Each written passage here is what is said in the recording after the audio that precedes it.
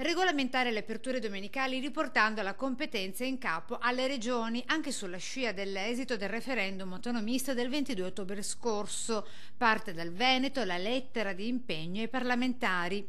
Anche perché voglio ricordare che in sede di conferenza Stato-Regioni tutte le regioni hanno aderito alla proposta veneta di contingentamento delle aperture domenicali e festive. Manderemo questa lettera, ovviamente chiederemo un riscontro immediato su questa lettera che noi manderemo. Scadenza di questo resoconto? Io a settembre raccolgo tutto e vi riconvocherò per darvi l'esito di questo impegno formale.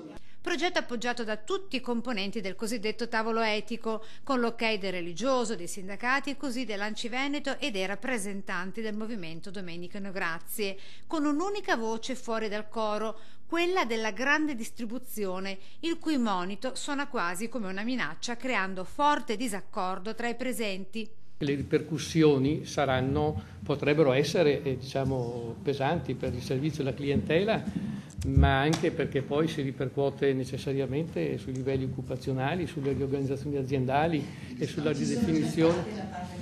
Sì signora, io non l'ho interrotta, abbia pazienza, lei ha detto delle cose che io non condivido assolutamente, però...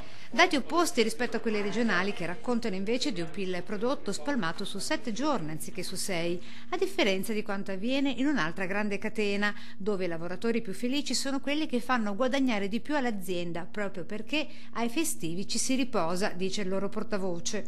Portare avanti questa politica ci ha premiato proprio perché molte persone dicono no, io scelgo un'azienda che è seria e che fa lavorare bene.